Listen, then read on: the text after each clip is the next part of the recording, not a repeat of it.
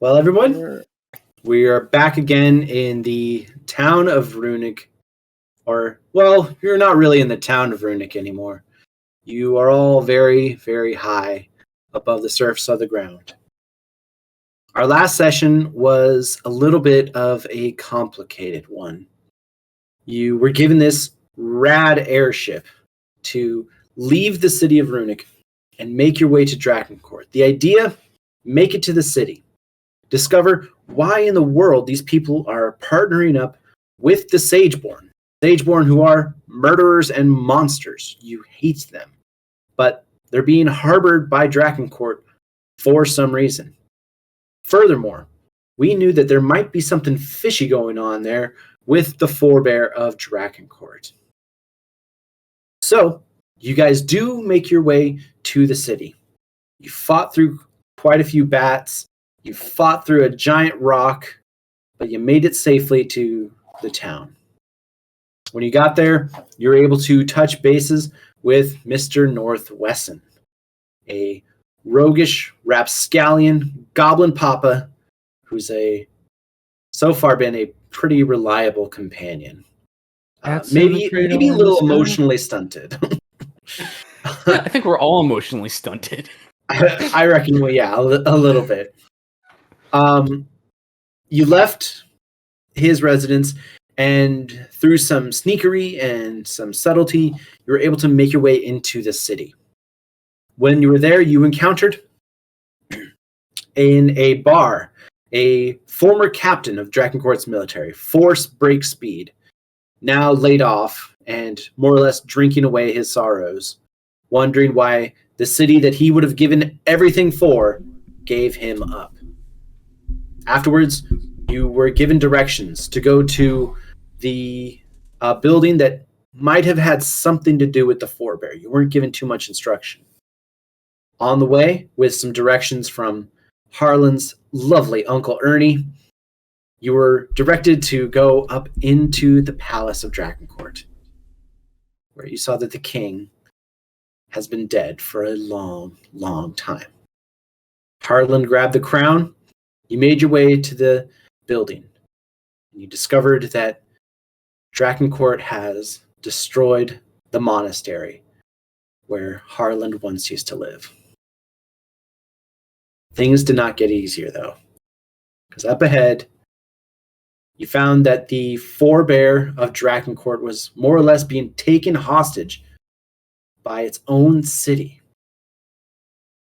Harlan lost all of his monk powers, lost his dragon powers, and the Sageborn Killadrin was able to possess the body of the gigantic dragon Saki Tori. So you guys have had a pretty rough go. When we finished our session, you had jumped aboard an airship and fled the city. But Harlan, you left first. You didn't hop on the airship with everyone else. You pushed everyone else on, but then you left. With your flight speed, you are faster than that airship. Almost double the speed of the airship. And now here you are streaking through the air. What's going through Harlan's mind?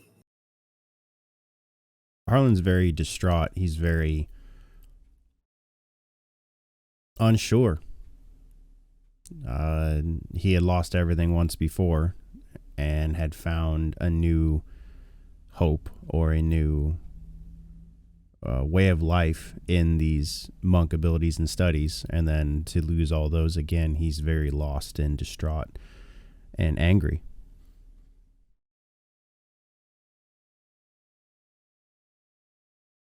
So, Harlan, we see, if we could just kind of glimpse in our mind eyes to see Harlan right now. He's always fast. Harlan has always been, way faster than anyone else in the group or party. But this time he's not just moving quickly. You don't see him like drifting on the wind. You don't see him gliding. You don't even see his wings stop. Harlan is like a homing pigeon, just powering those wings as fast as he can, just carrying him through the air as fast as he can. all that flapping attracts attention. 3 giant bats were keeping a watch from the caves near the Tidenhold Mountains where Harlan was flying.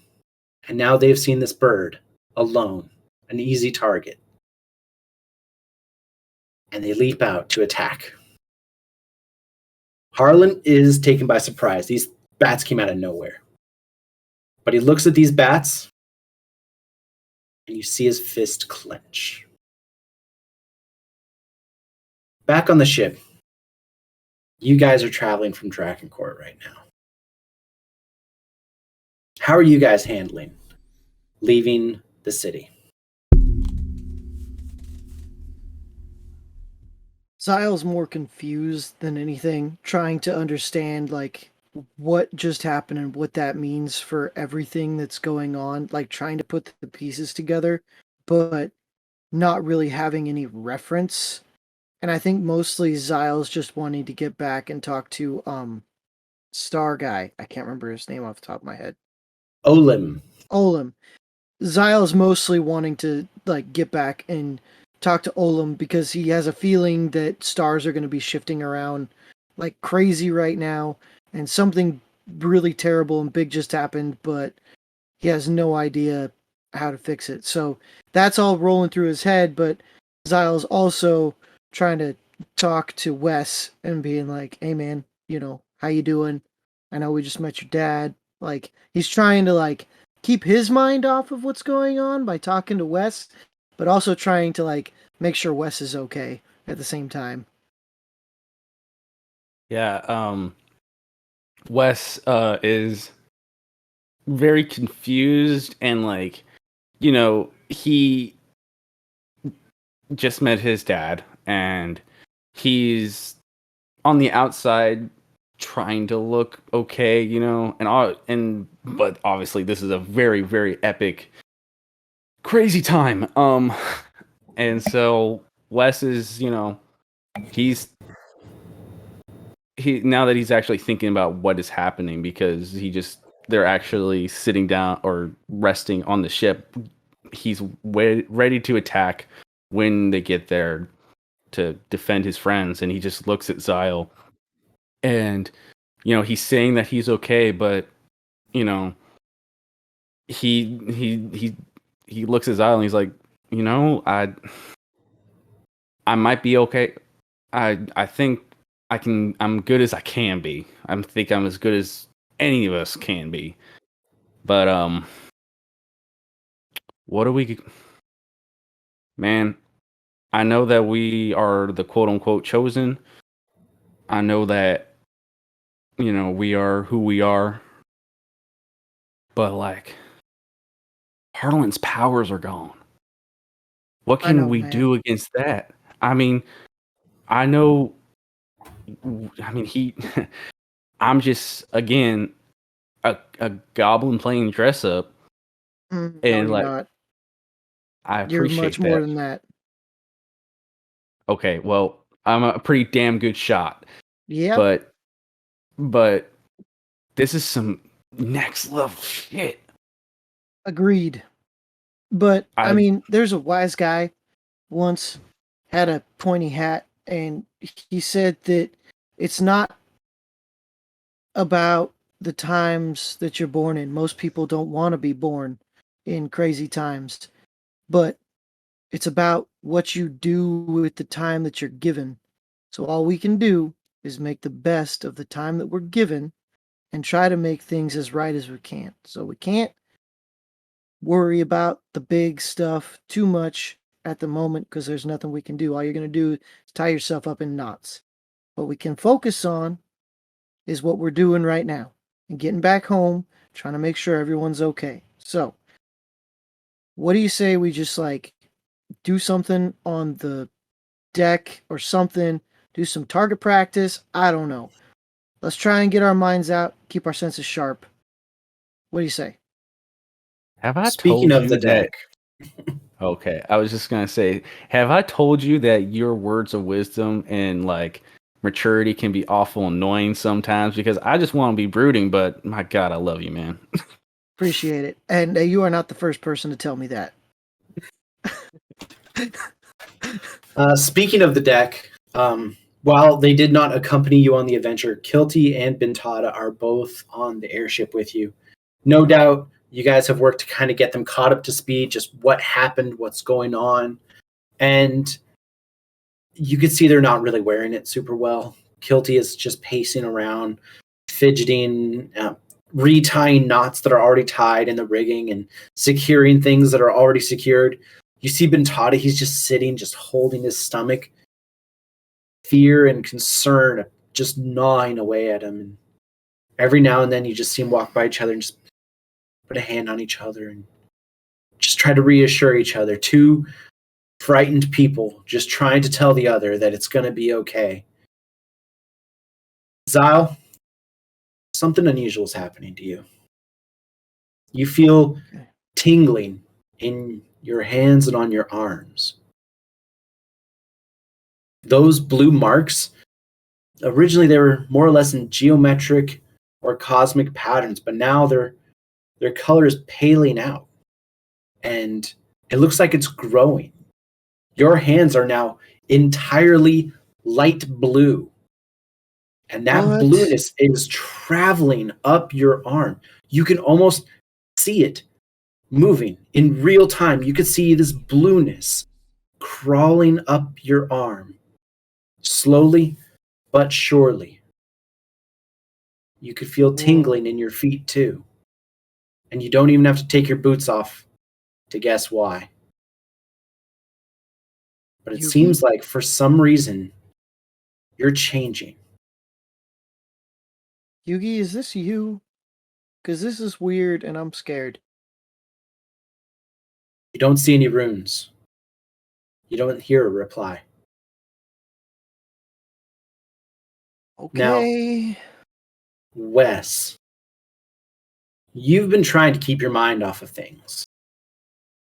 But you notice your dad is just looking over the edge of the ship. And the man looks pretty morose.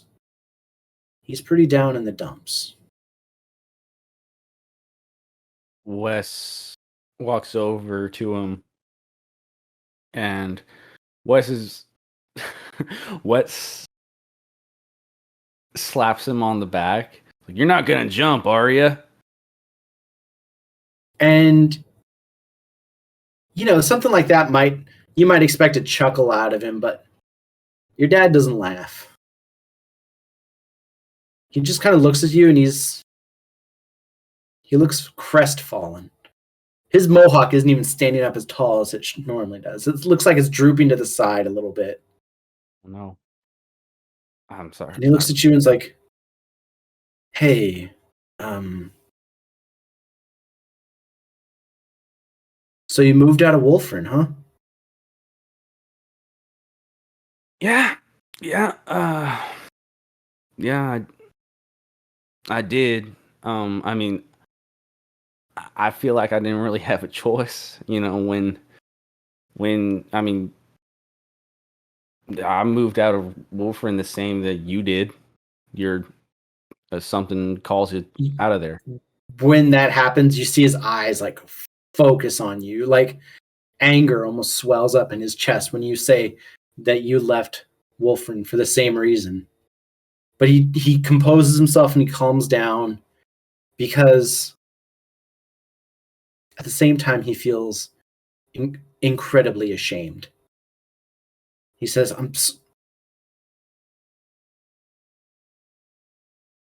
South, it wasn't your fault. You didn't know me, or you didn't know who I was, or you didn't know anything what I did, or why you were in the orphanage, the goblin orphanage.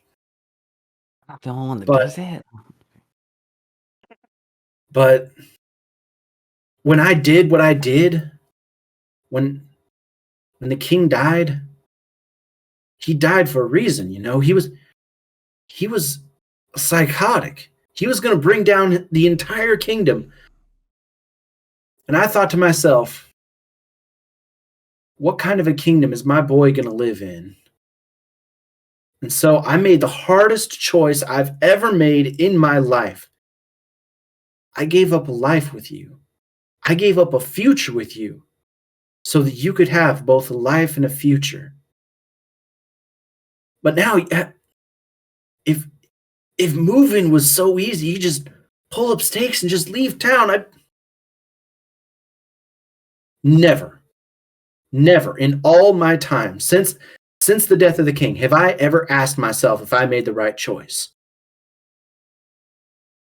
But if I could have just moved away and stayed in a barn and just lived out in a field somewhere, then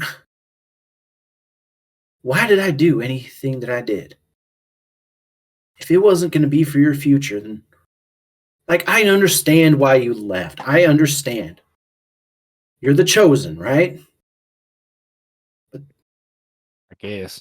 Don't you ever wonder if maybe there was a mistake? It doesn't seem real. Are you kidding me? I question that every day. But you know what? I'm here and there's no arguing it. If I left, I'd lean forward to my dad and I'm pretty sure Zyle and Harwin would kick my ass. But he does smile at that. I have a responsibility to these people. And like you said, you thought what you're doing was right. And, like I said before, me as a kid, I spent my life trying to figure out why you did it. Now I know why you did it.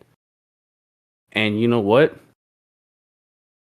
I did have kind of a decent life growing up. I mean, yeah, I was at the Goblin Orphanage, the Gorphanage. And that wasn't the best, but I didn't grow up with a psychotic king. I only moved out maybe a couple months ago. You expect me to stay there my whole life? I go back. I mean, I go back there to pick up groceries or whatever. But you helped a lot of people, not just me. Not just my childhood of me being raised up, but you helped a lot of parents, a lot of kids raising. So don't question whether you did the wrong or right thing. Yes, you sacrificed your time with me, but guess what? We got the future now. We're together now. I mean, we got it. Just you sacrificed so other parents, other fathers could have time with their kids. Because that king could have taken away from their families. And you see your father smile and shake his head. And he's like, yep, sacrificed everything. Now look, we're two goblins in a boat 1,000 feet in the air, driving to a town I don't know with a son I've never met, to a city that's about to be destroyed. Hey now, it's only going to be destroyed if we let it get destroyed. And at that point, Kilty calls for your attention. She's waving over and showing you. She spotted something off the side of the ship. Run over to her. Yeah, I run over too. Where you guys are in the air, you guys are closer to Drakencourt than you are to the mountains. But you can see on the ground something grisly. You can see 3 giant bats. They've been dismembered. They've been disemboweled. One of the bats is fully decapitated. All 3 of the bats have had their wings torn off. When you guys remember, go ahead. I was just going to say, can I roll an insight on this or investigation? Please. Yeah, I'll roll too. One person give me history. The other one give me insight or investigation. I'll do history. I just rolled a 19 plus 5. I rolled a 10 plus 7. Wes, your roll reveals to you, even at this altitude, you can look down and you can see that the damage done to these bats was slashing. They were cut to ribbons. And you relay this to Zyle, and Zyle, you remember your history. Harlan already said that his talons were never weapons, they were tools. But you get the feeling that as you guys are traveling on this ship, maybe you guys may not be in the best of spirits, but there's a bird in the air that might be feeling even worse. This looks like, I think this might have been Harland. Okay, well, I hope he's okay. yeah, we need to get to our feather boy. Yes, we do. Harland, at your speed, you naturally do arrive in Runic before the airship. What do you do? I definitely go to Ptolemy and tell him what's happening. Of there's an army on its way. We need to prepare. We need to batten down the hatches. Prepare for a war. War's coming. Ptolemy is like, we're going to war again. Oh, I didn't think we'd have to do this once. Why do we have to do this again? That is the nature of improvement, is when you try to think for yourself and live on your own and not rely on anyone, the people who are your keepers are going to keep you to their dying breath. They're not going to let you live. They choose to fight, we'll fight back. Do you like answering to people, Tommy? Do you like being told what to do? Do you like being told when to eat, when to drink, when to sleep, when to work? Do you like that, Tommy? Tommy he's a little bit floored by this line of questioning, but he's all like, no. This is Runic. This is our town. This is our city. And I will keep it safe, even if I have to do so to my dying breath. We're keeping this safe. But we're going to need help. We're going to need people to go to Wolfern. Let's talk to them and see if we could pool some resources. Send your fastest that you have. If that's me, I'll go. But this needs to happen now. I'd say Tommy looks at you and he sees how wind whipped you are, how tired your wings look, and how you're here alone, but there's no one else. And he's putting two and two together, and he's like, he puts a hand out, says, I think you've done plenty. We should have you here. We should have you rest up. I'm not keeping you from nothing. We may need your protection, but that ain't gonna happen if you're in Wolfren. But I do know someone. And he goes off into the town, and he finds one of your newer residents. After your guys' victory in the Puzzle Mansion, there was a new person who came to town, Tabaxi, named Calrose. Mm-hmm. Tabaxi, notoriously fleet in foot, so he goes to Calrose, explains the situation. She gives a sharp little salute, kind of gets herself prepared, and soon you see her speeding off to the west. Tommy looks back to you, Harlan. He's like, you should take a breather and compose yourself. Fair. And Harlan walks off to a tree nearby, steps behind it where no one can see him, and collapses. Harlan, as you sit there, you're there for probably only 10 or 15 minutes. And you feel it before you can see it or hear it. A hand holds yours. One hand on your right, and one hand on your left. Nobody says anything. But when you look up, you see your mother next to you. And on your other hand, you see Eben. These two people care so much about you, Harland, but their heads are down because their intel was flawed. You guys went to go face a forebear not knowing what you'd find, and now so much trouble has come. And these people just, every time you try to talk, you just feel a hand squeeze yours tighter. And they sit with you under that tree. Zyle and Wes, you two arrive. Your airship cruising overhead, and you can see outside the gate, there's already a massive force that is gathered together, but it's not from Drakencourt. You just see an ocean of people standing at your doorstep.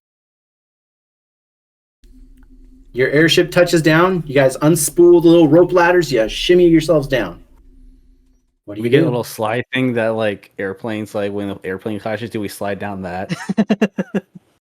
Levi, that's not possible in fantasy world. What? But it has to exist now, doesn't it? Yeah, of course. Yes. There's a slide, and when it rolls out, it's actually just blowing wind that casts featherfall on you. So you just yes. That's like, this is the first time anybody's seen Wes smile the whole entire trip. It's like, wee!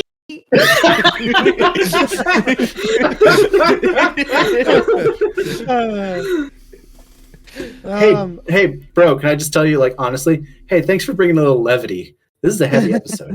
I know, appreciate right? the humor. So, did we touch down like up at the top where we took off from, or where do we touch down at? No, you guys are basically touching down in the middle of the square of Runic. Okay. You guys are in the center of town at this time. All right, so Zyle's gonna get out and be like, "Where's Ptolemy? There's a whole bunch of people outside. I need to tell him what's going on." Tommy, he bounds over to you. He's like, thump, thump, thump. Again, giant bugbear. He's like, Doom, doom, doom. we got the news from Harlan that we need to get ready. I've been talking to the dwarves and getting them ready. I think Harlan's resting or meditating. You know how he meditates. Mm-hmm. But yeah, I hear there's a lot of people here. I'm getting ready to go meet him. And you see he's got his armor put on, like he's got custom armor made for him. Tamrillion Rockjaw, the master smith child of Runic, he's been at work. It's been a couple months since the forge has been up.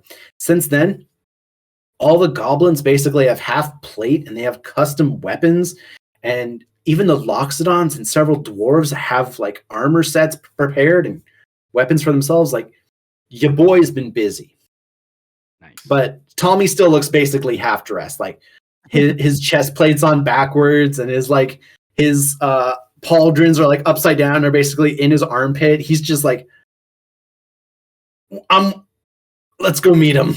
No, Tommy. Hang on. Let me help you with your armor real quick. Is his breastplate like? Does it have like the sculpted abs and pecs on it? Because that'd be great. And just have Nipples. have the nipples. Yes, thank you. That are brass, like Troy, like the brass nipples. Yes, yes. Which is weird because the chest plate itself is actually like steel. So steel with big brass nipples. They pop is what I'm saying. So Zyle's gonna help him get his armor on right. So he You don't doesn't want look a nipples fool. on your back. Backles. Them backles. So as you're doing the fantasy equivalent of like straightening his tie, Oh my. you see two figures striding into camp. One of them is like stick up his ass. He's super tall, super rigid, and he walks like a very like his head doesn't move, but his shoulders do. The other one is like as far opposite as possible, like loosey goosey, just finger guns to people as he's walking, just like whatever. Any guesses? Stabbing the whole way. You see Saluka and Yassine from the Wandering Collective. Okay. Hello. And Saluka walks up and he sees Tommy standing with you, Wes and Zyle. He doesn't know Tommy though really that well, besides the fact that, Tommy judged his food for the competition. But he does see you guys and he's like, "Hey, how you guys doing? What fresh hell have you brought to my kingdom?" Your kingdom? My kingdom. I don't suppose I need to remind you that the Wandering Collective lives in the plateau between Drakencourt and Runic? Apologies. Yep, This is a lot of our fault. This is a lot of our fault. Well, actually, I would kind of What did you do? Sageborn took over a big dragon. Big dragon. A forebear. The Sageborn took control of the Drakencourt's forebear. Yeah. Tried to stop him, but they already had him. And during the course of the conversation, you more or less catch those two up. Yeah. But you basically learn the gist that I assume just Wes and Zal had a conversation about not saying anything about Harlan, like what happened to him and stuff to people. Like that's not our thing, I respect that. So as you more or less catch him up, he's like, "Okay." So, and you hear basically what his story is too. Essentially, from where he was at in his little valley, essentially a tide of undead soldiers started rising. And he's like, "Well, we've got to go. We've got to scoot." But he at the same time knows that he can't just throw an entire city population into the Mosswood and expect everything to be okay. So, fleeing from Drakencourt, with a barrier on the Mosswood, essentially they've traveled just further west until they ran into Runic. And now here they are, and they have nowhere to go. As long as let me discuss something with Talmy really quick. And so I kind of like take Talmy off to the side, and I'm like, "Hey, man." I'm like, I grab Wes too, and I'm like, "Wes, come on, I need you to be a part of this too." Talmy, would you be okay with sheltering them in here if they help with the defense and they promise not to be crazy? We can use the numbers. Tommy looks at you like, sheltering makes sense. If they can help us with the defense, that's great. This is Saluka you're talking about. So acting crazy is kind of his thing. I mean, like damaging us. He's going to be crazy no matter what. Let's just try and point him to the other people to damage. Yeah. We're going to help him mess up the people who messed up his home. And you see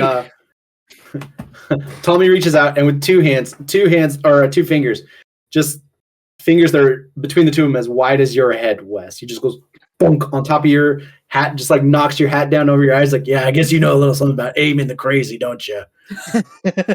all right. Let's talk with him. It takes a lot to aim the crazy, but it's worth it. So we go back and Zyle just goes, "Okay, so we've talked with Tommy. We can offer you and your people shelter inside Runic. We would appreciate it if you could help with the defense and maybe mess up the people who messed up your home."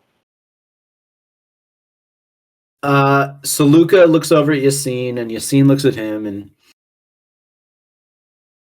Yassine kind of just breathes this big sigh out. He's like, "Well, I don't really see us having too many options, really. We can't run forever. And eventually we're going to have to make a stand. So we can make a stand on our own, or we could make a stand together. think you guys are the wise choice in that. Zyle reaches out and clasps his forearm, and he's just like, "Good, we're glad to It's one have of those you." like man shakes, just like Yes. forearms, Scotty. Oh. Yeah. There you I go. don't know, Yeah. man. Shakes. Wait, Wes Amazing. goes in and does the predator handshake with him, like a little goblin hand, like.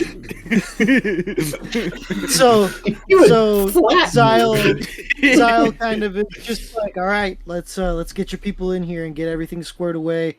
Tommy, do you have somebody that we could have kind of start directing people around and make sure it's as little chaos as possible? And you see Ptolemy just kind of like, I think, yeah, I got a good idea. The Wandering Collective needs someone that they know, and Runic needs someone they trust. So he goes and gets Tussle Underfoot. And our Dewey Laszlo Stiller. And she holds him up in her trunk, and you see that the Wandering Collective is like, oh my god, it's Tussle, it's our Dewey. And the two of them are more or less able to direct traffic. Harlan, by the way, you've been in thought for a while, you've been in meditation, you've had company sitting with you. Feel free to rejoin whenever. If you think you'd still be out, that's fine. If you think you want to rejoin, that's fine too. So Yeah, that's I feel- actually gonna be one That of the next thing Zyle said was like, "Hey, Tommy, Yeah. where's Harland? Is he Yeah, here?" Wes was gonna ask the same. At that point, like while this is all going on, I definitely think Harlan would have composed himself, and after like the predator handshake, probably would have walked in or walked up. The minute Zyle sees him, he grabs him and gives him a hug. Well, hello there. All right, this is nice. This is nice. Dude, I'm glad you're okay. Wes sneaks up behind him and hug sandwich. Just Harlan's wings hug Wes, and then the arms hug Zyle. And then Tommy comes up and hugs you all. He's a hug bear. Pick him up. Yeah, he picks all three of us up. And that's how Harlan dies. That's how Wes dies. Wes is in the middle of all that. And So- that's the end. I was Believe it or not, there's gonna someone say- who, after the airship landed in Runic, there's been somebody who landed on that airship, and they've been looking just for you, Harlan. They're not looking for anyone else. You feel kind of a tap that's Wes height on your side, and you look down to see Mr. Northweston. Howdy, sir. Hi there. We didn't really get to talk too much or get to know each other super well, but We were a little busy now, weren't we? that we were. Let me ask you a question. You still got that crown on you? Oh, this old thing? Yeah, I still do. Pulls it off his head and hands it. Have you been wearing it this whole time? Yes, yes, All those bats! yes. He just like, with claws, slayed those bats with the king's crown on. Yes. Holy shit. Oh my god, that's so anime pro tag right there. He's just sitting under a tree alone in contemplation, a sad bird with a crown on his head. Oh my god. That's like Oh that's my like the god. end, that's like Got the end leaves credits blowing in of the wind anime. and the grass Yeah, getting Like ruffled. soft piano and like sad Yeah. violin in the Yeah. background. I feel like Studio Ghibli needs to. Yeah. And when North gets the crown, he's like, thank you so much for grabbing this. And you see he reaches into a fire pit and he pulls out a piece of paper, and you see him, he starts writing down on the piece of paper this little message. And eventually you're able to kind of look over his shoulder and see what it says. The king has fallen. Xander has betrayed us. Drakencourt's armies march on Runic. Please help. And then that piece of paper, he holds over the front of the crown, and using that same charcoal, he makes a rubbing to show that he physically has the crown, that he can rub that pattern onto a piece of paper to provide evidence. And then he looks over at you, Harlan, and says, Harlan, I hear your mom has some contacts back in Dragon Court. Do you think she could take a message?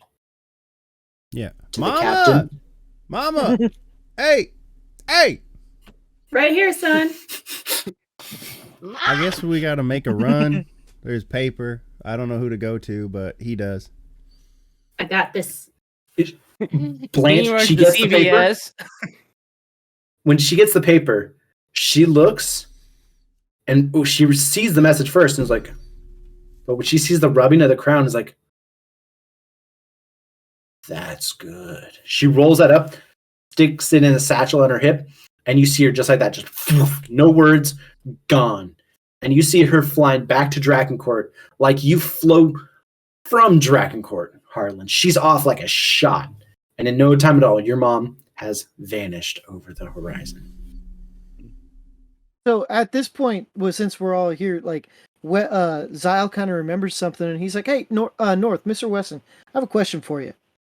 Yeah. That rifle that you have, it said Tinkerman on it. And he's like, yeah, old man Tinkerman. He was sharp. He was actually the one. He was one half of the cannon corps with me.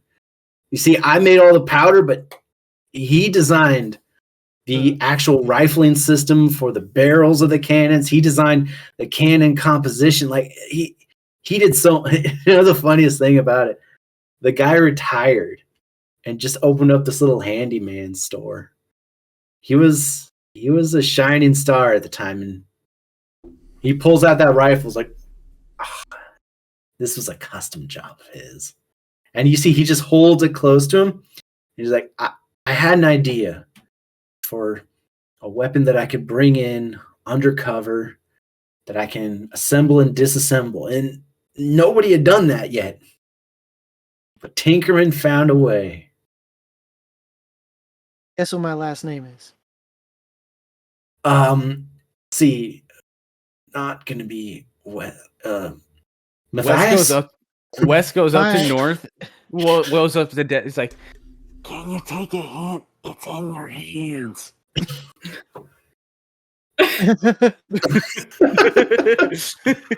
And just like it's you ever have one of those moments where you see something and you already know it, but then you recognize and you're just like,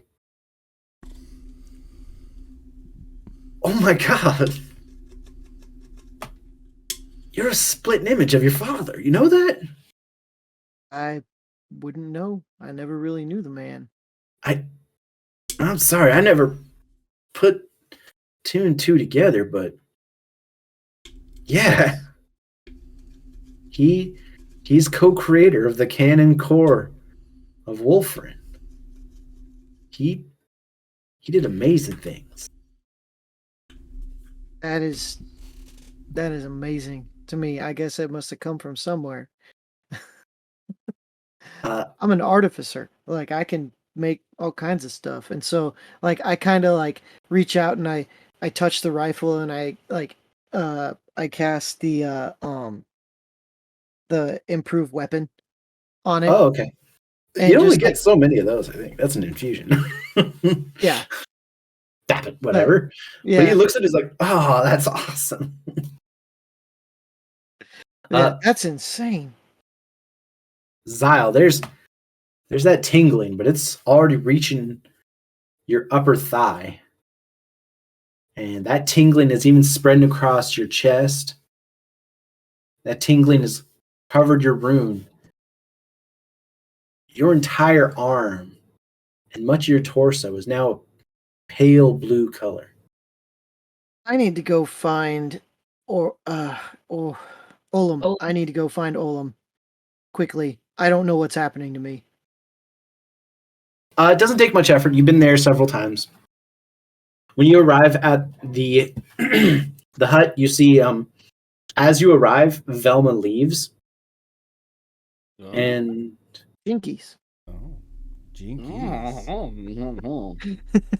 and you see Olim's like, oh, hey Zal, how's it going? I just kind of hold up my arms. I'm like, I don't know. Interesting. Okay. Hey, okay. Olim. XYZ, Hey. my friend. Oh, Jesus. That's not what she was.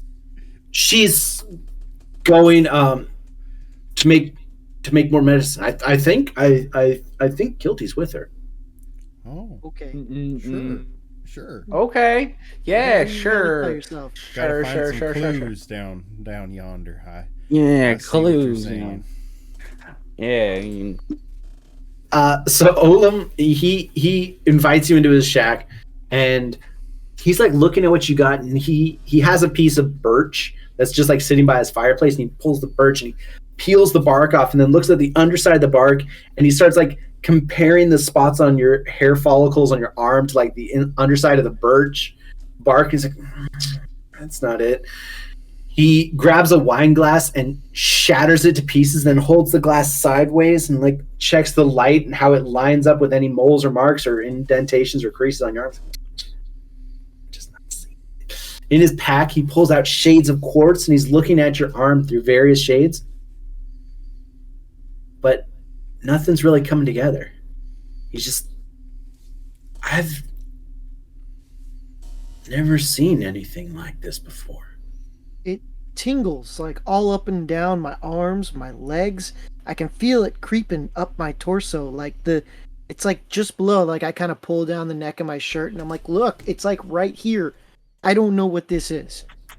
And he can see too. He can see that like the marks on your chest are like, it's not like racing across you at all, but like it's climbing. It is creeping up your body slowly, but like you almost look like Casper the Friendly Ghost. Casper the Friendly. But I would say, if anything, you almost look like a sea elf, or you look like a Triton almost, because your skin's turning blue, and yeah, it's just rapidly changing on you. And Olim volunteers. He's like, I'm going to do some reading. I'm going to try to figure this out as much as I can. Anyway, I've been asked to see what I can do to help out with the prep effort. So, fortunately, I don't have too much time, but I'll see what I can do. Okay. Okay, I appreciate it because this is weird and I don't understand what's going on. Excellent. The day is winding down. It's beginning to get rather dark out, and you all are getting ready to retire for bed. But before you do, Eben comes up to see you, and she greets all of you, but she holds Harlan's hand really quick. I can help a little bit. It won't be much, but I have the power of the Sage of Illusion. If there was, for some reason, an illusion of a giant wall that would appear between us and an encroaching army, or maybe a chasm, or a different dragon, or I'll think of something. But maybe I can do something to buy you a little time, okay? That would be awesome. We'd appreciate it very much. And she gives like a very like quick, polite nod, and she steps off into the twilight, walking solo, facing the army that's marching against Runic. Good luck. Stay safe.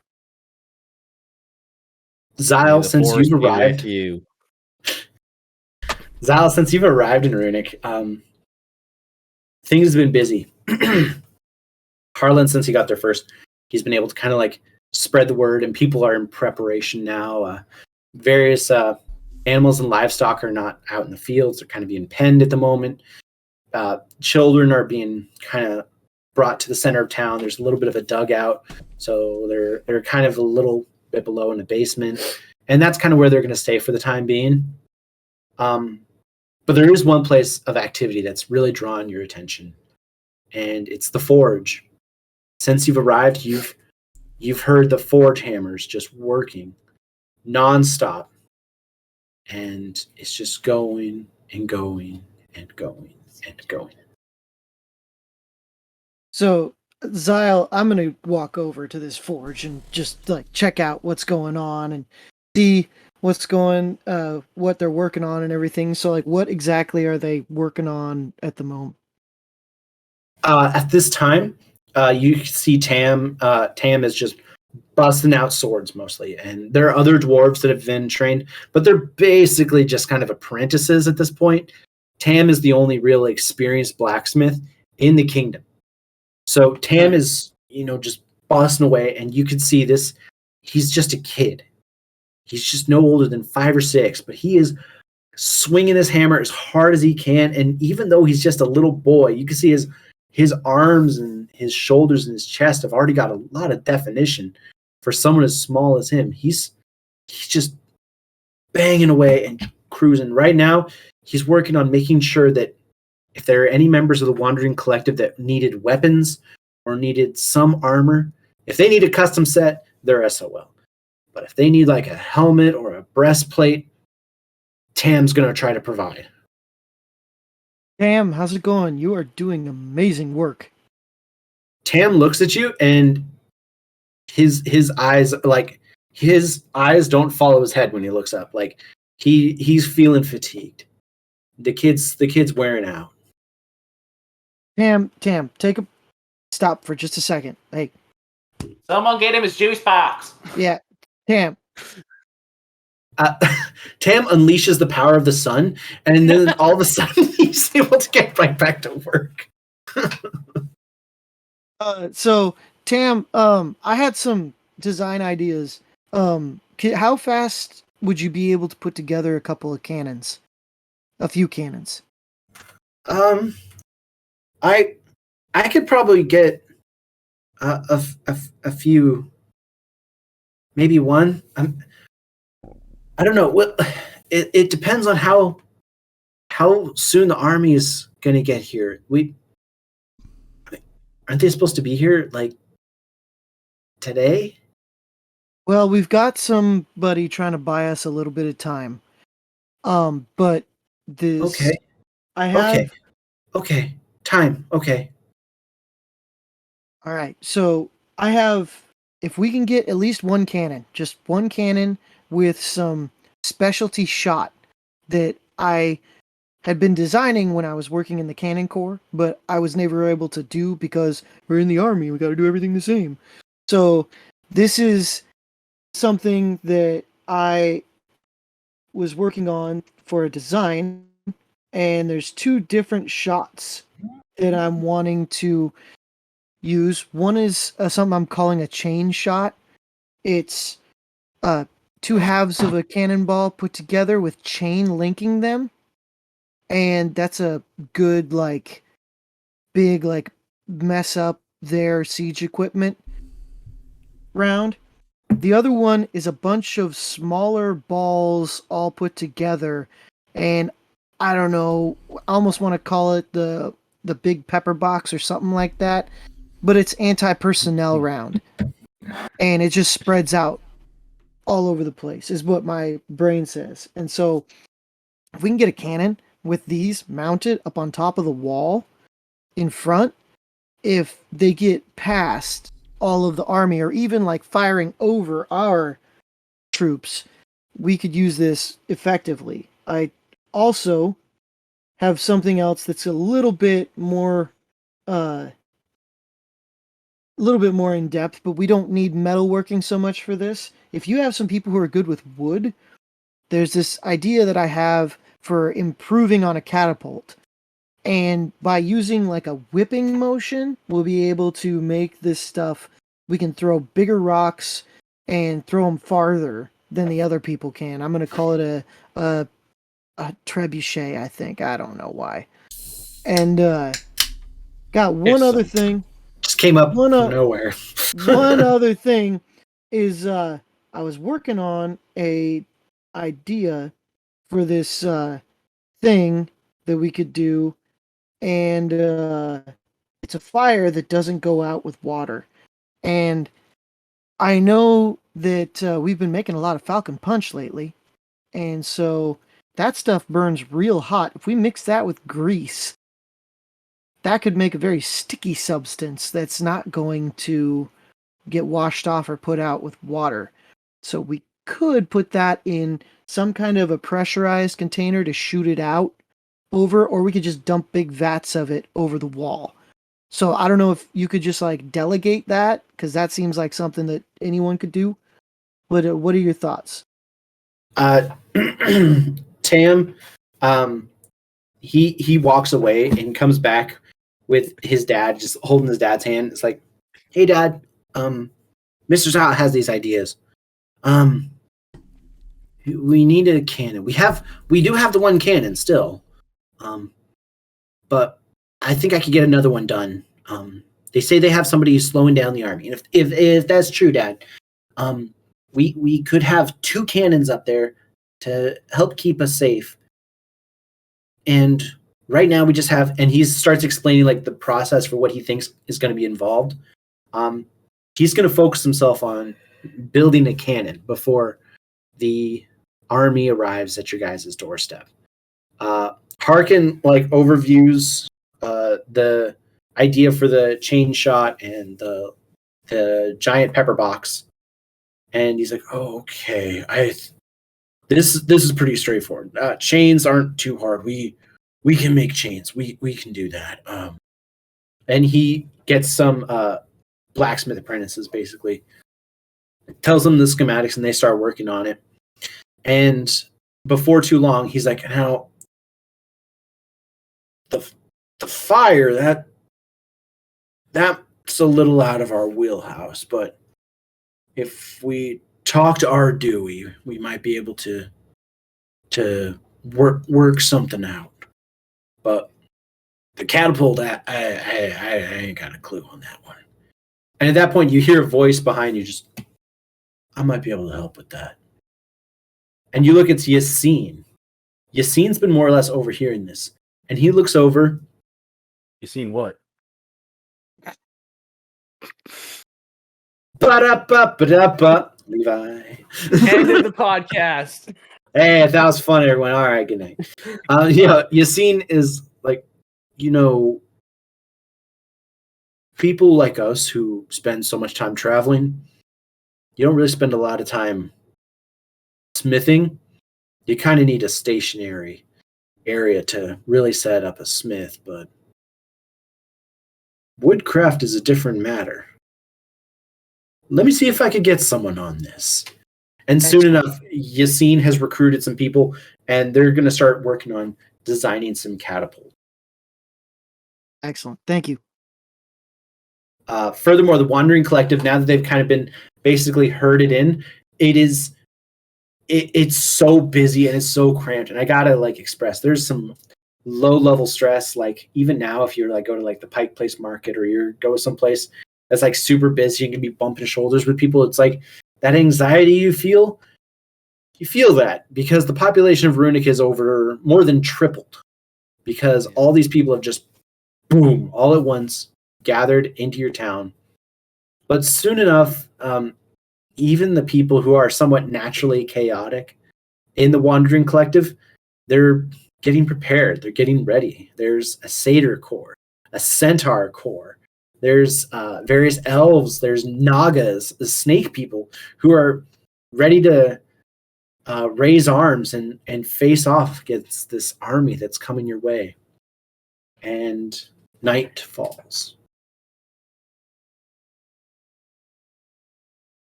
Do you guys go to bed? I'm gonna go to the cabin or the barn, and I want to talk to Harlan and see how he's doing. Yeah, we all sleep in Yeah. the barn, don't we? Yeah.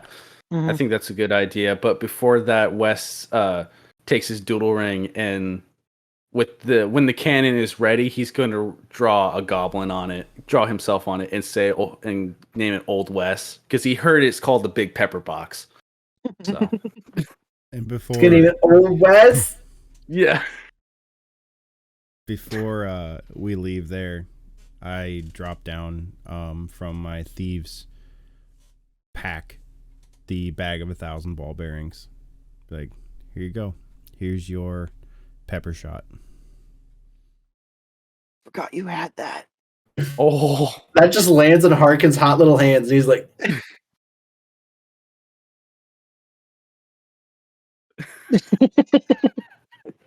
"Thank you very much, Harlan." damn. It's 1,000 ball bearings. It's All in, right, it's in the thieves kit. 1,000 ball Yeah. bearings, all right. and I already know a mechanic for that one, thanks to Michael. Because What? Oh no. there's a mechanic for seeing how many of those hit and the damage for each one. Oh, is that? Well, you're gonna have to share that with me because I didn't know we'd be working with grape shot until just now. So, You're good. so yeah, the lot of you, and I'll say it's not just the three of you. Bintata joins you. Kilty joins you. Bintata's exhausted. He's basically been putting the ship away, and he's gotten pretty attached to the ship. And he was a little bit concerned because as soon as he planted it, a lot of the dwarves immediately just start pouring over it, and they saw the damage that had been done to it, and the cannon that got tore off of it. And they're just like, "Oh my god!" And they're just fussing about it. So one getting thing, involved. one thing before they get going with that, Zyle made sure to say that one of those cannons gets put on like a corner of the wall for Runic, so it can get the biggest sweep, but one cannon stays on the ship for air support. Mm. Well, there is only one cannon on there now. Yeah, Yeah. I know, but I was just saying, like, I want the one cannon they're building, the pepper box or one, Oh, to okay. stay on the ground, not get put on the ship. Okay, I understand. Yeah, I was gonna say like, there's Yeah, I just didn't want them to try and load that other cannon on there. right. Zyle's in for like no. All right, so yeah, the airship is moored and repairs are underway with a few of the woodsmiths. Several of the woodsmiths of the Wandering Collective have volunteered to kind of help out, and you kind of get the feeling there's a little bit of an ulterior motive there because they're like, "Oh, how's this done?" So they're kind of like checking out just exactly what's what there because.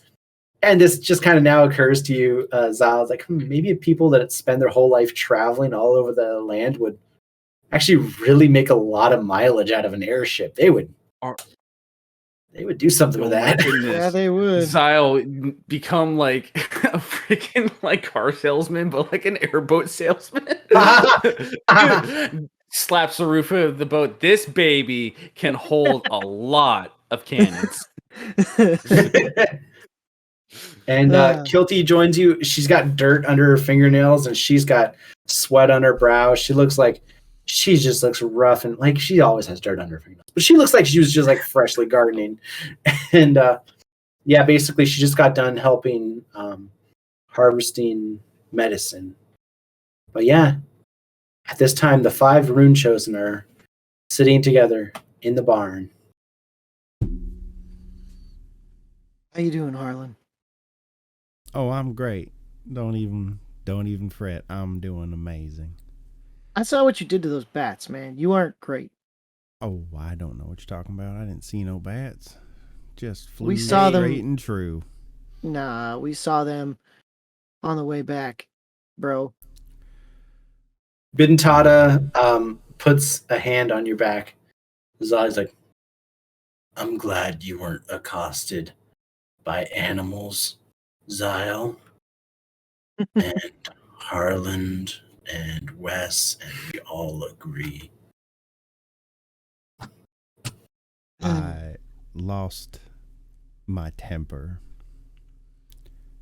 Only time that's happened. And Harlan kind of just looks at his claws. Bats are gross on the outside and inside. I can agree with you there. Like rats I with thought wings. And I thought they smelled bad on the outside. They smell much worse inside. Warm, though. Quite warm. Oh, you took a nap? Yeah, you guys are so slow. I had time to take a little siesta. It's like, oh, that's how it is. Okay. Now, the funny thing is, you just talking about this, and the air is heavy in town, and people are very stressed and anxious. But that little laughter you guys shared between you, the 5 rune chosen are in a barn, happy to be in each other's company and sharing a laugh. Your little barn burns like a bonfire in a cold cave. And all of these scared people walking by, they feel warmer just by being in his presence.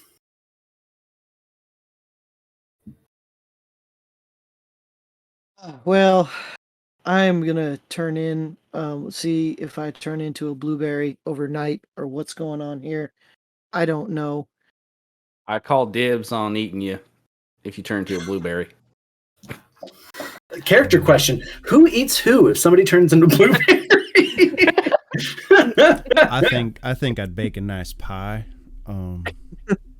Wouldn't need much. Maybe a thigh. Maybe part of the. I could use a hand. I mean, that's all I need. I mean, you could use a couple pair of legs too. Get you up to normal size. Oh, you think you so cool? Guess what? I'm proud of my height. I think. And Ventada's like, "Oh, blueberry pie. That's good. I'll bring the fish for the pie." We said blueberry, not bluegill. What's the difference? Fish. Harlan, I guess, is eventually. Yeah, I think we all just Wes is like, yeah, I'm going to bed too, and turns over into his cot that he's still sleeping in the same cot that Zyle made. He loves that thing. Like children in a slumber party, eventually the chatter dies down, and y'all go to sleep. And then you just hear there's a little light coming from underneath one of Wes's blankets, and it's revealed that he snuck a Game Boy Color. Yes. Then like the DS closes, and Mario, bye. Wes. It turns out it was just Wes making noises to himself. Yeah, he just got a chunk of bark underneath with like doodles of like the buttons. Pew, pew, pew, pew. Oh, I almost got that Wes, score. your mom. The door swings open. She's like, "Are you playing in there?" No. Your mom didn't exist until this moment, just to see if you're playing the Game Boy when you needed to be asleep. I'm not tired though, and it's a sleepover, Mom. Your actions have created a mother out of nothing. Yay! Just like your actions created me.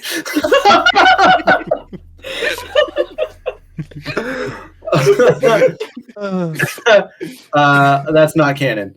No, that was all Wes's dream. He had a dream of his mom. Okay. Yeah, just like you eventually zonk off to sleep, just like, and then like you just hallucinate. Put that darn thing down. And he's like, I thought I had a mom. So the Ladia all wake up pretty early. You sit up in bed, you start stretching. Kilty, she thinks to like get up and like bathe in the river, but she's like, I gonna start just gardening again. No point getting clean before you get dirty. So she heads back out to the field, and pretty soon Velma joins her, and the two of them are again hard at work growing medicines and preparing various poultices and bandages in preparation for any injured. Wes quickly chases after Velma and is like, "Wait, your glasses!" My glasses. Bintadi gets up, and he's. I'm gonna see if anyone in the Wandering Collective needs help. So that's he heads off.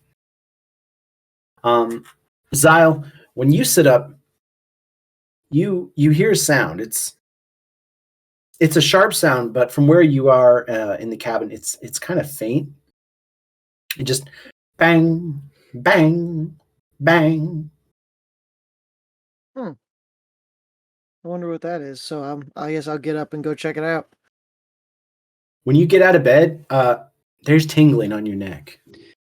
Oh God. Oh no. And like so I walk over and just like kind of kick the cot for Wes. I'm like, Wes, What? is there something going What? on in my neck? Does this look told you infected? Yeah. I told you to stop inking. God. It's like Now, that. man, Yes, open you your got some. eyes. And yes. Oh my God. Okay, you're getting more blue. Oh God. All right. Zyle, your whole torso is now blue. That blue kept on creeping, and now basically everything from the neck down is blue. Does he become a nightlight? It's still creeping and crawling up your neck. So before Zyle goes out, he's just gonna like find some cloth and just like wrap it around like a scarf, and he's got like gloves and stuff on. So he's like trying to not freak everyone else out while he's freaking out. Like he had like got a hickey on his neck or something and he Like, wants to hide it from his Are you parents. making fun of my ascot? He's got Argeria.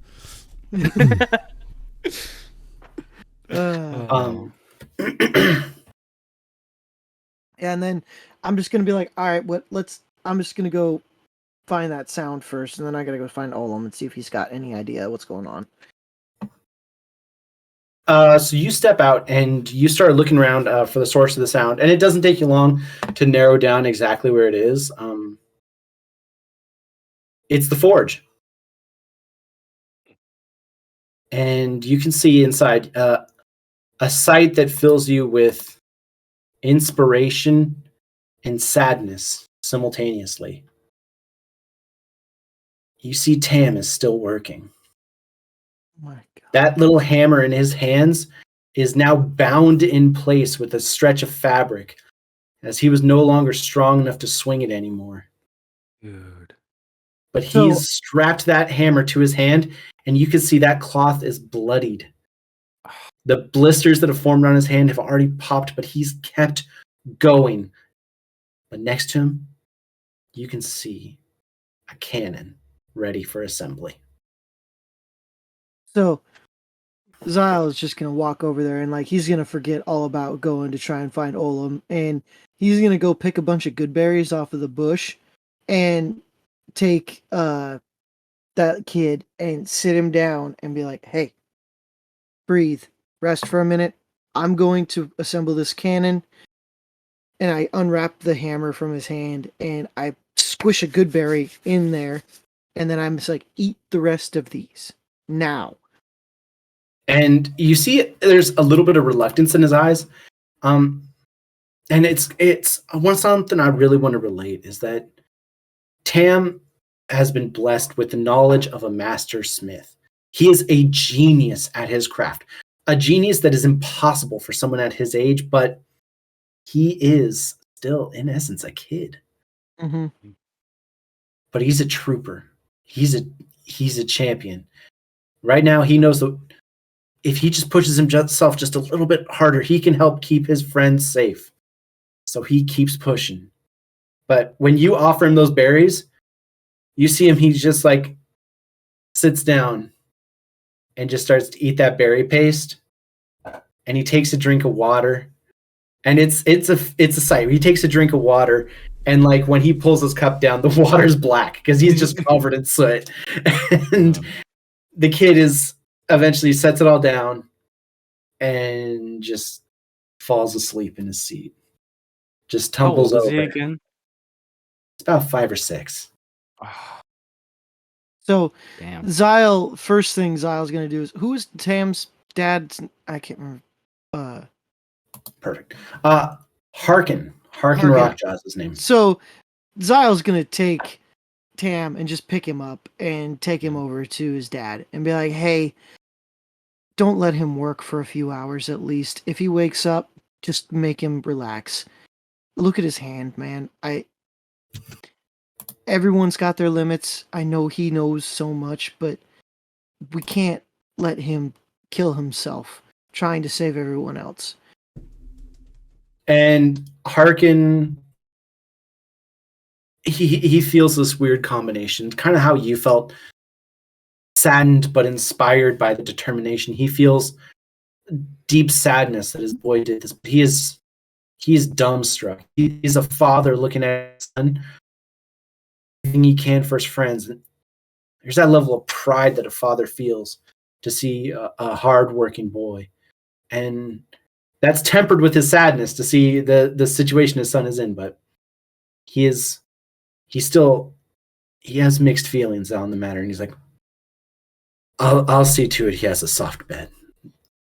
Maybe get a hold of Kilty as well. She might have some kind of a poultice or something that could go on his hand to help heal up those blisters.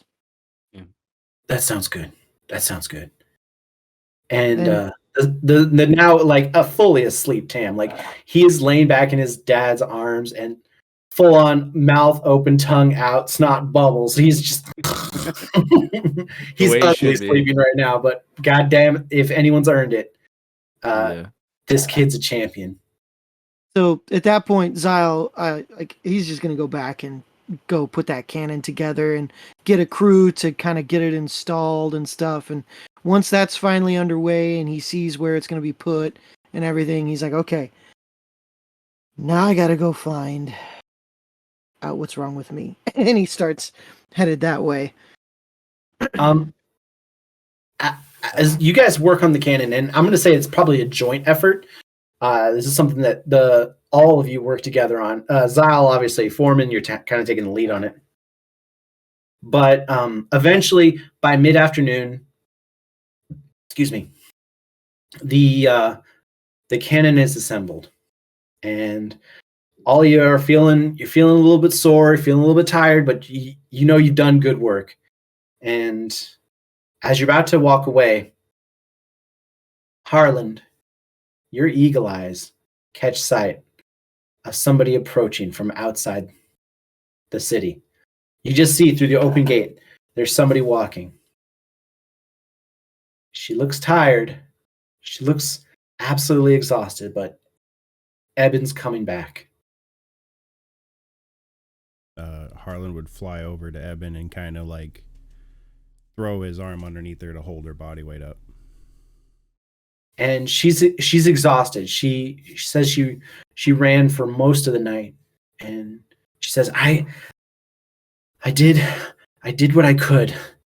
I think I got us about 5 more hours, but they'll be here before the night falls. I just tried to come back with enough time to rest up so I can help more, but I think I was able to do something. You did everything you could, and that's all that we could ask. Thank you. And Harlan scoops her up and flies her over to a roost of some sort or something for her to lay down in and go to sleep. Oh my God. Can I just say that I love the idea that you two have a literal love's nest? Like a love nest? Oh my God. Yeah. Oh my God. Well, after depositing the exhausted Kenku, you've rejoined Zyle and Wes. And Zyle, somebody has come looking for you. Hey, Zyle. Hey, how's it going? You're looking He like reaches over, pulls down your scarf. Oh, that's worse. Yeah. Hey, two things. About the blue. I don't know anything. Second Okay. thing. Your guys' the book's acting funny again. All right. You want to take Let's a go look? check it out. Yeah. Let's go walk over there. As you approach Olam's shack, the observatory of Yuge, the Star Titan, you see the book. Your runic blessing looks particularly agitated. And it opens up to its final pages. Your runic book just leveled up.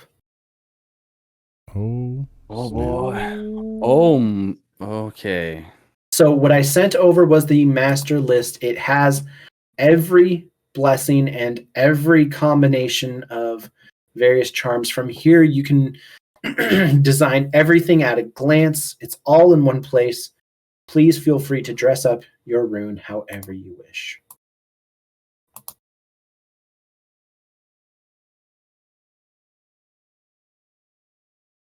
Did you see those last perks, the ones that just got added? Yep. That's The subclasses? Game. Yeah, I'm going to go ahead and read what the last ones are. There's only 4 of them, but you could gain a level 1 or level 2 from another class or subclass. And there's 2 potential options. You could take both of those if you want and gain 2 level 1 or 2 skills from another class or subclass. You could also, at your 44th runic set, you could gain a level 3 or 4 skill from any other subclass. And the last one is you could gain a level 5 or 6 skill from another subclass that's still your same class. So basically, let me put this in terms. So for option 42 and 43, if you say, Wes, you are a fighter that is the gunslinger subclass. If you wanted to take a level 1 or level 2 cleric skill, you can, as long as it's not a spell casting with spell slots. Right. Same goes with the 44. This would let you, say, Wes, as a gunslinger fighter, if you wanted to take something like the subclass skill for a swarm keeper ranger or an artificer alchemist or a zealot barbarian, you can pick those options up. And then lastly, for 45, you could gain a level 5 or 6 skill from another subclass. So as a gunslinger fighter, you could pick a 5 or 6 skill from the Battle Master or the Echo Knight or any other subclass skill. If you feel like you kind of want to reach out and like touch these other areas and feel and explore out the full class that you're in, I invite you to. Oh my god. course. You have to give up other things. Yeah. What do we have? Like to swap out the runes? Like, do we have pictures of that or anything? What do you mean? Because Okay. level 41, no, I'm sorry, level 42, 43, 44, and 45 basically would require you to give up all of your spell slot casting or all of your 3d6 damage. So you give up other things to do that. But I mean, if you feel like you can trade up to Okay, I unlock got some you. other better abilities. I got you. Okay. I am going to. I'm going to go ahead and let you guys kind of mull that over. I'm going to get myself a drink.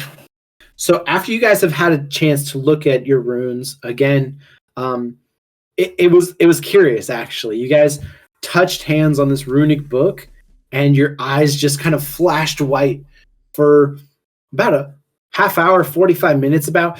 And all the while, Olam's just kind of looking over your guys' shoulders like, guys, are everything okay? He doesn't get any response from you guys, but before too long, you guys have snapped out of it. Kenkus are hot. Oh. He's like, Wait. Oh, excuse me. Oh, pardon me. Oh, Menacing attack. What? oh. Disarming strike. He Owen was like, oh God, oh thank Lord. Oh, I was so afraid.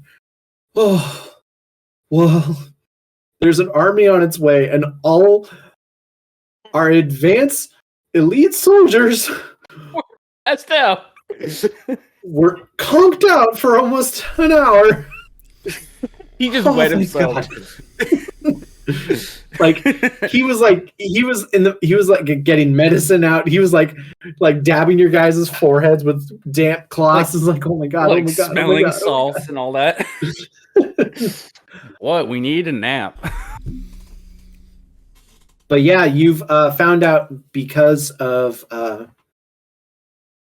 Eben that you have probably only now another 5 or 6 hours before the enemy army arrives. It's now time to do final prep work. The cannon is assembled.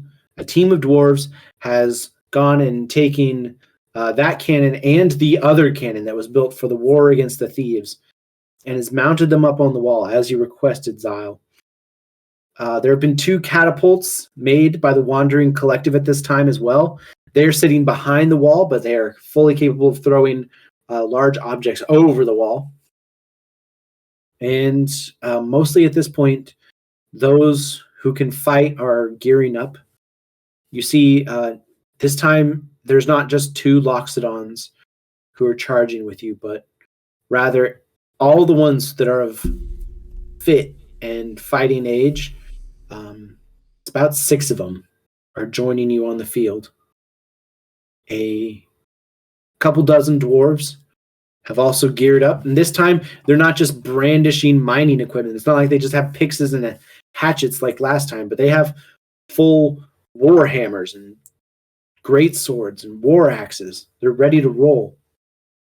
The goblin population has also had a bump recently, and now over 200 goblins in half plate with swords and spears, lances, bows, shields, and all sorts of dangerous weapons are all taking the field.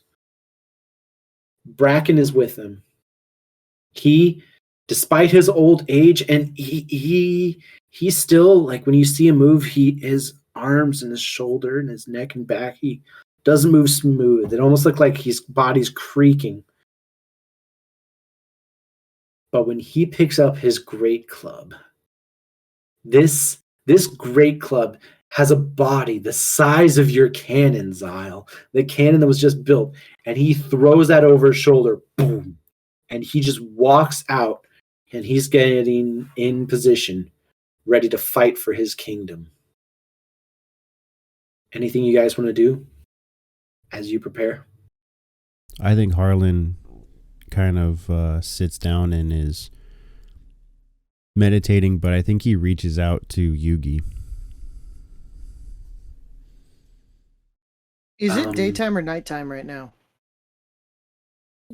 You guys woke up early in the morning, but you spent most of your day assembling the cannon for the dwarves. So by this time, it is probably around 3-ish, a little bit, and you're expecting the opposition army to be here in less than 5 hours.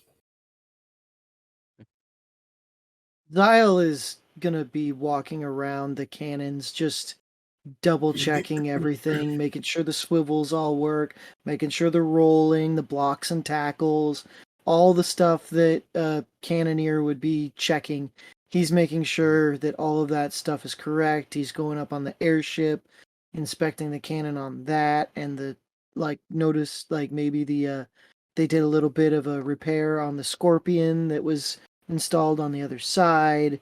And just Zyle's basically going to be just doing making sure everything is set, and then when he finally does get everything set, he's gonna probably come down and where Harlan is and start kind of meditating and doing the same thing, trying to reach out to Yugi.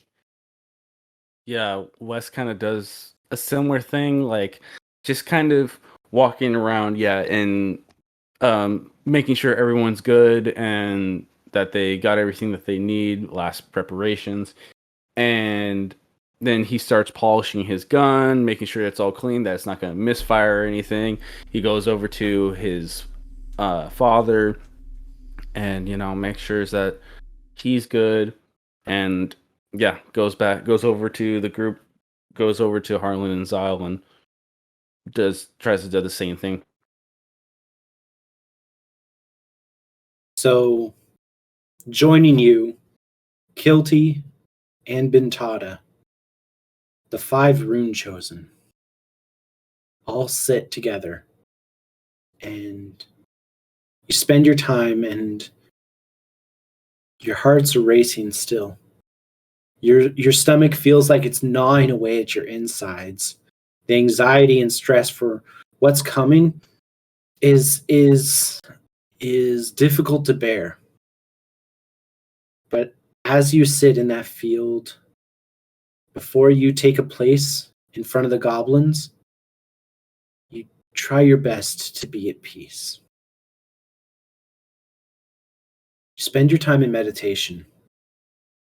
Before too long, you hear a horse approaching. It's a knight, and he's in full plate armor. He plants his lance down, and you see on one side there's a wicked sharp point, but that lance flies the flag of Wolfrin. Sitting behind him on that horse, you see Calrose, the tabaxi. She hops down, runs over to you guys, says, I was able to get there, and they're coming. They're coming. They'll be here. We just have to hold them off long enough, and reinforcements will be here. They said they'll be here. Please, we have to be strong. Thank you, Rosie. Excellent. Thank you very much. You've done your job well. Go rest up. You get some Eben? whiskey on me. Eben, Trat, and Harkin walk forward, and they put a hand on your shoulders. Eben stands next to you, Harlan. Trat helps you to your feet, Wes. And Harkin, he stands right behind you, Zyle. Talmy, he steps up and helps Bintata to his feet. And Velma gets Kilty on hers. It's time to march out in the field and take a place before your soldiers.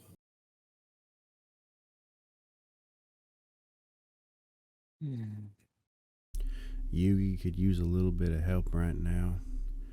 And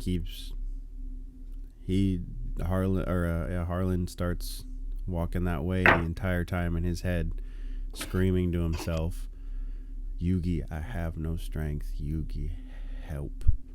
How am I supposed to do this? Staying stone cold, staying his normal car salesman self, but inside is terrified and afraid. Zyle is doing something similar. He's put on soldier.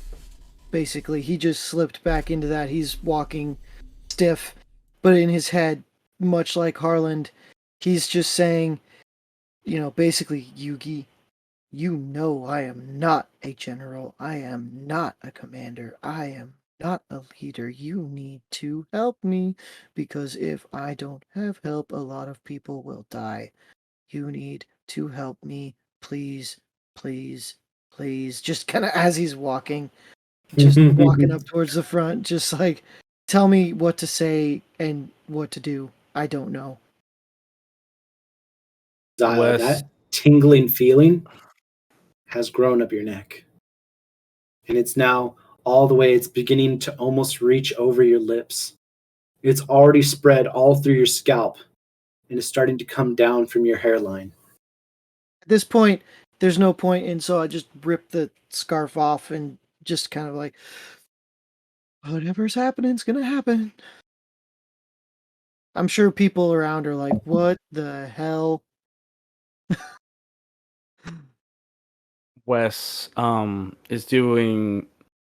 He hangs back for a second, and he's just breathing to himself and thinking about how he's gotten here, and thinking about the people around him and how much he cares for everyone here, not just the group, but all the settlers here, and how, he might act like like a wild card drunken idiot sometimes, but he's going to do everything in his power to do what is needed to be done.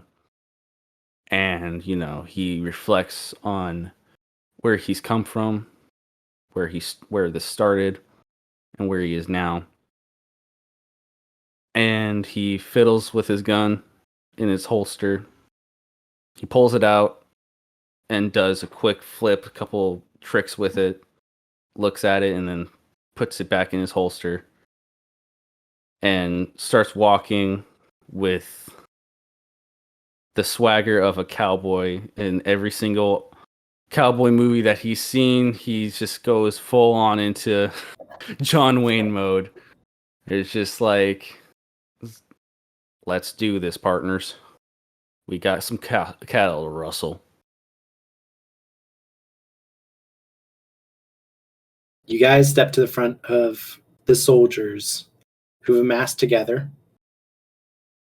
And when you do arrive at the front, you can see, it almost looks like miles and miles across the valley. There are people standing behind you, not just individuals from Runic, but individuals from the Wandering Collective. In fact, there are individuals who were former bandits, who used to ransack the Mosswood under Maul's command, but now they've flipped. They've joined you because this is a single unifying danger that everyone agrees has to be dealt with. They all stand with you. And you wait. And you wait. And eventually, when the sun starts getting low, you can start to see an advancing army. They begin to draw closer and closer. There are 4 people walking in the front. They are the last 4 Sageborn. Claire in the Bulwark, Mage of Abjuration. Gildred the Allseer, Mage of Divination. Abunai, the Sin Against Life, Mage of Necromancy. And Erduke, the Dragon's Pride, Mage of Evocation.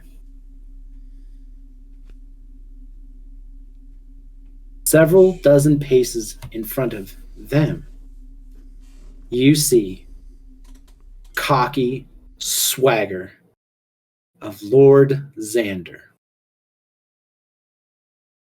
the one who replaced the king as the shadow ruler of Drakencourt. He's walking. He draws his sword, and again, he just lets it hang over his shoulder. He steps forward. He's still several hundred paces away. But he calls out. He says, there was a time you could have joined us. And you wouldn't be in this sorry state you're in now. Makes you think, doesn't it? Sile looks down at North and is like, hey man, can I borrow that for a second? And takes a pot shot at him with the rifle. Wes screams, "You can't take our freedom!" You know, my friends here are a little hasty, but I also have a question for you. And this is funny. There was a time when you could have walked away from this city with your life. That time is not now. You had that chance. And my friend, you lost it.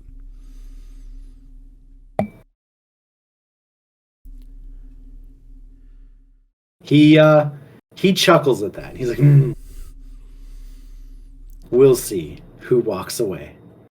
After all, I've got some big friends. Zyle, that blue mark is now crawling. It's moving up. It's above your cheeks at this moment. It's crawling down. It's below your eyebrows. A dragon lands in front of Lord Xander, and he shakes the earth. Just boom! Just rattles. Several goblins and other ones behind you, standing at the ready, are knocked off their feet. But this dragon rears its head back. You can see flame behind its teeth, a gold collar still around its neck. And that dragon chuckles, and a human voice comes out of it.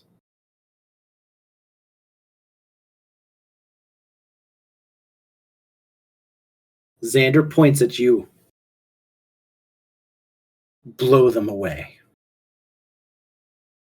The dragon lowers its head, and out comes a tidal wave of flame. Your horizon has just changed. You used to be able to see miles across the valley in front of you, but now it's completely different. This wall of flame, over 60 feet high, is now rushing towards your army. This wall stands at least 500 feet wide as this gigantic dragon lets out a blast of fury.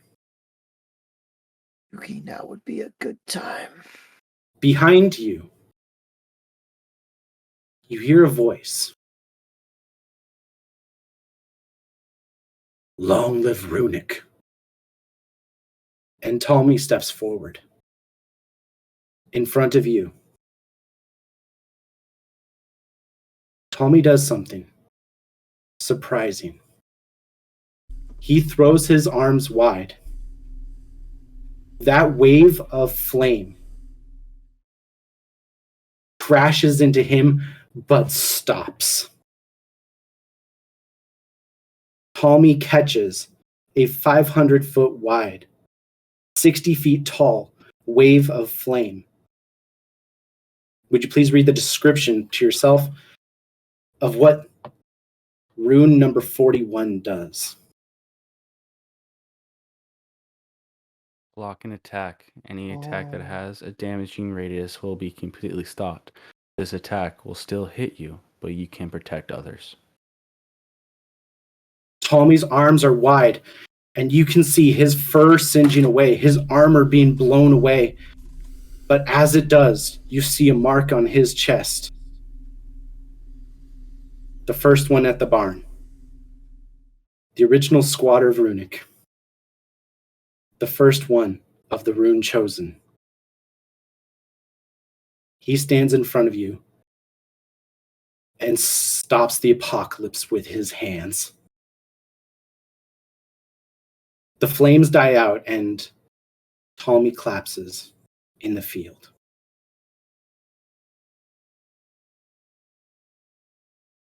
The dragon rears back, ready to unleash another blast.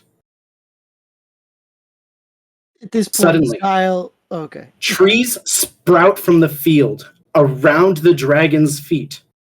Trees grow up all around the dragon tail, its hands, everything that's touching down. Immediately, it's covered in vines. The dragon thrashes for a second and starts to pull free before a giant footprint lands in front of you guys in the field. Yugi the Star Titan charges forward. One hand, he holds the neck of the dragon and points it up. Another blast of fire is wasted into the sky. The other hand grabs onto that collar that was around that dragon's neck, and he starts pulling it away. Another set of footprints land in the field next to you. Paw prints. Warwolf the Forge Hound charges in and clamps down his jaws on the collar on the other side. And between the two of them, you can see that collar being pulled further and further apart. And between the two, it looks like a spectral man is trying to hold them together. Killadrin the Sage trying to keep his transmutation active. But you see his body begin fading away until it explodes in light. Xyle, the blue mark on your face has reached your eyes. And for you, time has stopped. The instant that collar was shattered, everything stopped. You look side to side. Harlan is standing still. Wes is standing still. The army, they're not moving. Nothing is happening. What is going on? But your view has changed. You no longer look like you're just standing in a field. You look like an ant in the middle of a courtroom. Yugi the Star Titan is standing by you. To his left, Servetus, the Springbok, forebear of the Mosswood. To his right, Warwolf the Forge Hound, forebear of Wolfrin. Across from him, there are two other figures. A gigantic red dragon. And it looks like a creature that is just wearing a wavy black cloak. You can't talk. You try to wave them down or try to ask them a question, but nothing really seems to happen. It seems like they're in debate. The 5 gigantic beings above you look like there's some questioning going on. Warwolf says out loud, and you can hear, "We don't get involved like this. We're not supposed to do this." Servetus responds, "We have to do something. If we don't do anything, my forest will burn down and your people will die." The gigantic dragon, Saki Saki Tori, says, "The sages won't be stopped through any normal means. They're not people anymore." And the thing in the black cloak pulls its hood back. It's a beautiful woman, but her skin is pale white. When her cloak parts, you can see a long scythe fall out of it. And she says, "These are the ones who sinned against death. They have to be stopped." I think, Yuge, that you have a champion who has a score to settle. Don't you want to do something to stop these sages once and for all? And Yuge, he looks down.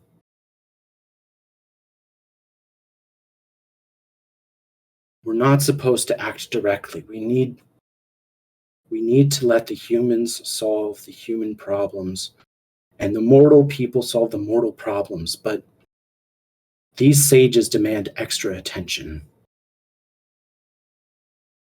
And that's when his eyes fall on you, Xyle. And he smiles.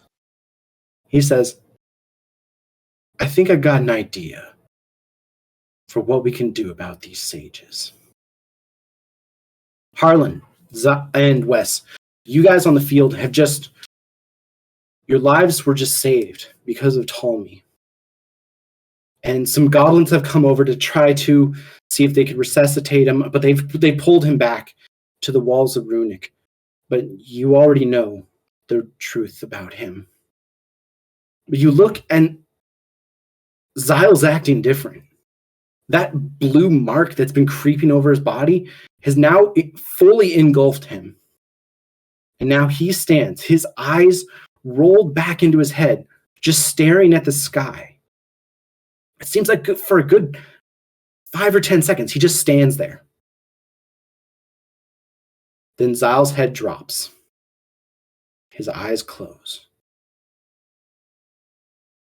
And they reopen with the force of 1,000 stars. That blue coloration becomes spanned with constellations. The tank that was sitting on his shoulder, it always sits on his shoulder. It falls off, rolls on the ground behind him, and it almost starts unfolding and growing and changing and folding. It splits into two. Soon, these two tanks are standing behind him, crawling spider tanks larger than he is. And you can see that Yugi the Star Titan has taken the field next to you.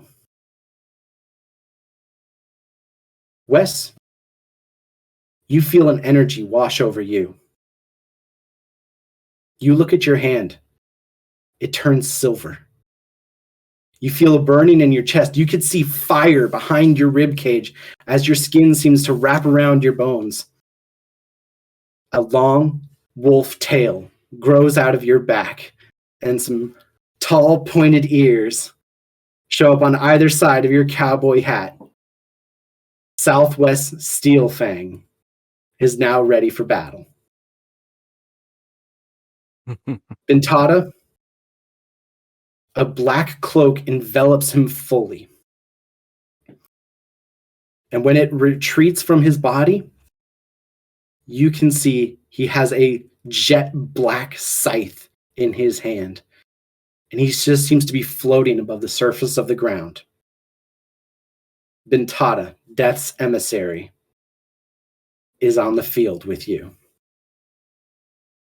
Kilty grows 2 feet taller instantly. Her knees seem to bend the other way, and a crown of antlers sprout up around her head. As her hair changes, the front is a bright green, and then it goes to a more of a yellow, then an orange, then a white, as flowers and leaves seem to decorate her antlers. And Kilty, messenger of the Springbuck, is here for you. Harlan, you were the last one.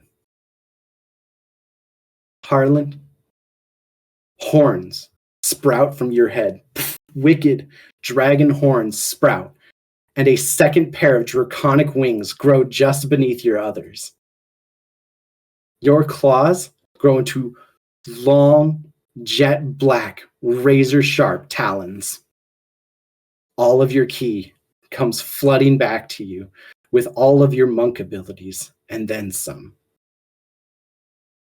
Harlan Matthias III, the Dragonhawk, is ready for combat. This is going to end our session for tonight, guys. When you come back, I want each of you to have a level 20 character sheet ready to roll.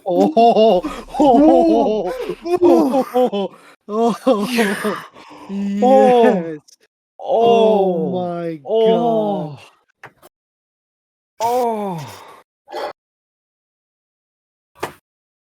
Thank you so much for listening to Runic. It has been an absolute treasure to share this story with you so far. When we have our next session, we will find the finale of Runic. See you then.